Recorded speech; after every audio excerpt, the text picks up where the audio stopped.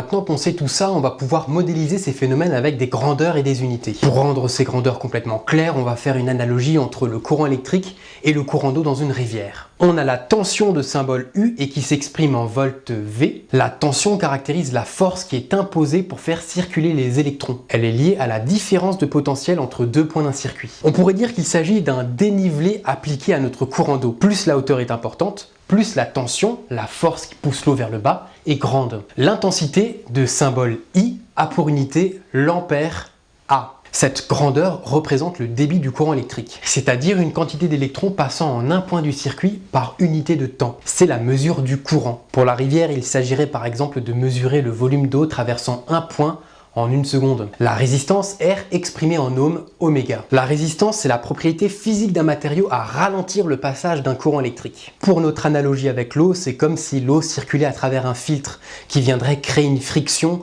opposant une résistance ralentissant donc l'eau. Par ailleurs, comme le dit la célèbre maxime de Lavoisier, rien ne se perd, rien ne se crée, tout se transforme, on notera que comme l'énergie du courant électrique diminue, l'énergie électrique perdue sera en fait transformée en énergie thermique. La résistance réduit l'intensité en produisant de la chaleur. Ça s'appelle l'effet Joule. La résistance peut être calculée avec la tension et l'intensité grâce à la loi d'Ohm qui s'écrit ainsi. URI, la tension est égale à la résistance fois l'intensité. Tout simplement parce que pour une tension définie, si l'intensité diminue, c'est parce que quelque part il y a une résistance qui augmente, et inversement. Pour une rivière de même dénivelé, si le débit diminue, c'est qu'il y a une résistance qui augmente quelque part. Avec la tension et l'intensité, on peut aussi calculer la puissance P qui est exprimée en watts W. La formule est puis.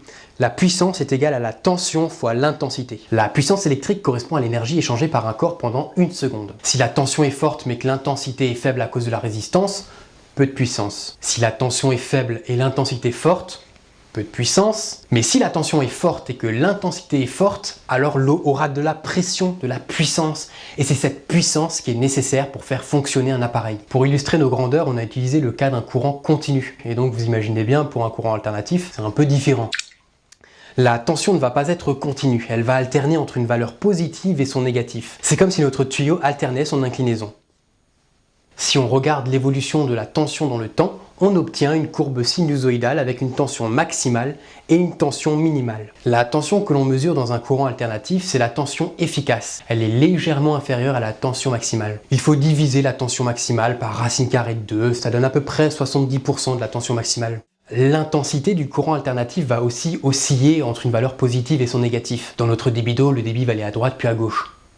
Comme pour la tension, on peut mesurer une intensité maximale, mais c'est l'intensité efficace qu'il faut prendre en compte. Par contre, dans un courant alternatif, au lieu de parler uniquement de résistance, on parlera plutôt d'impédance. L'impédance est notée Z et s'exprime en ohms. On la calcule comme avec la loi d'Ohm, USI, la tension efficace, est égale à l'impédance fois l'intensité efficace. L'impédance mesure aussi l'opposition au passage du courant électrique. Elle est la conséquence de la résistance, mais également de l'inductance et de la capacité, qui n'existent, eux, que dans le cas d'un courant variable. L'inductance est un phénomène qui se produit dans une bobine. Sous l'effet d'un courant électrique, la bobine va se comporter comme un aimant, avec les pôles orientés selon le sens du courant électrique. Chose intéressante, si on n'alimente plus la bobine en tension, son seul champ magnétique va continuer à faire circuler les électrons dans le circuit un peu plus longtemps.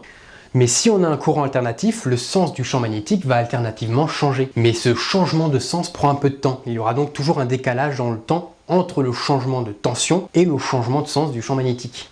La conséquence, c'est que lorsque le courant électrique vient tout juste de changer de sens, il va devoir passer par une bobine chargée en sens opposé, opposant une sorte de résistance, mais qu'on appelle ici l'inductance. Plus le courant change rapidement de sens, c'est-à-dire plus la fréquence est élevée, plus cette inductance sera élevée. En ce qui concerne la capacitance ou la capacité, elle se produit dans un condensateur. C'est un composant constitué de deux bornes conductrices séparées par un isolant polarisable. Lorsque les électrons arrivent au condensateur, ne pouvant passer, ils vont charger négativement un côté. Et celui d'en face se chargera donc par réaction positivement. Les charges se condensent sur les deux armatures, c'est l'étape de charge du condensateur. Si on le soumet à un courant continu, il va se charger, au début très vite, puis de moins en moins vite plus il est chargé, et quand il sera chargé au maximum, le courant ne passera plus. Mais si on a un courant alternatif, alors il va se charger dans un sens et se décharger en se rechargeant dans l'autre sens, etc. Si le courant change rapidement de sens, c'est-à-dire si la fréquence est élevée, alors le courant ne sera jamais bloqué car les armatures n'auront jamais le temps de se charger au maximum. Mais si le courant change lentement de sens, si la fréquence est faible, alors il va se trouver tantôt bloqué par le condensateur lorsque les armatures sont pleinement chargées. Le condensateur va donc opposer une sorte de résistance, notamment au courant de basse fréquence. Ça s'appelle la capacitance ou la capacité. Donc pour résumer, l'inductance plus la capacitance, ça nous donne la réactance, car ça dépend notamment de la fréquence du courant électrique. Et si on prend en compte aussi la résistance du circuit, alors on obtient l'impédance. Capacitance plus inductance plus résistance, ça nous donne l'impédance. Pour le calcul de la puissance, c'est un peu particulier. Souvenez-vous, en courant continu, on a puissance égale à tension fois intensité. Cette formule reste vraie en courant alternatif uniquement s'il n'y a ni bobine ni condensateur dans le circuit, c'est-à-dire ni inductance ni conductance. Alors c'est le cas pour certains équipements comme les cafetières, les radiateurs ou bien les ampoules incandescentes. On ne calculera néanmoins pas la puissance vraie, la puissance active, mais une puissance qu'on appelle la puissance apparente. La puissance apparente se note S et l'unité est le volt-ampère VA. La formule est puissance apparente égale à tension efficace fois intensité efficace. Mais si on a un circuit qui contient un condensateur ou une bobine, alors la formule ne sera plus bonne. Et oui, l'inductance et la conductance génèrent un décalage entre la tension et l'intensité.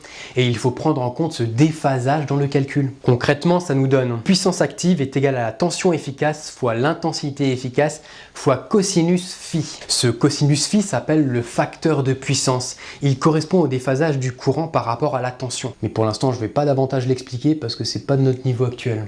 Pour la fréquence, il s'agit tout simplement du nombre d'oscillations du courant en une seconde et elle s'exprime en hertz. Par exemple, si en une seconde on a un courant qui est positif, négatif, on a donc deux périodes, c'est-à-dire 2 hertz. Alors il existe d'autres grandeurs électriques, mais on s'arrête là pour aujourd'hui.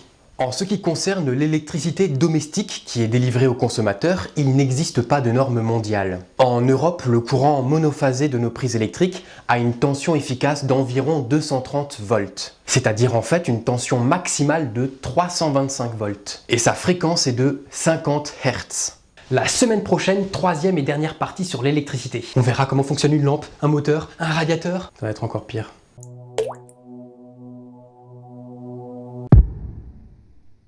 Le mot du jour, c'est fourbir. C'est un verbe qui signifie rendre brillant un objet en métal en le frottant. On peut fourbir un bijou pour lui rendre sa première jeunesse, mais on utilise le plus souvent ce mot dans l'expression fourbir ses armes, qui signifie en fait se préparer à la guerre, ou par extension, se préparer à affronter une épreuve. Reposez vos neurones, on se retrouve la semaine prochaine. Ciao.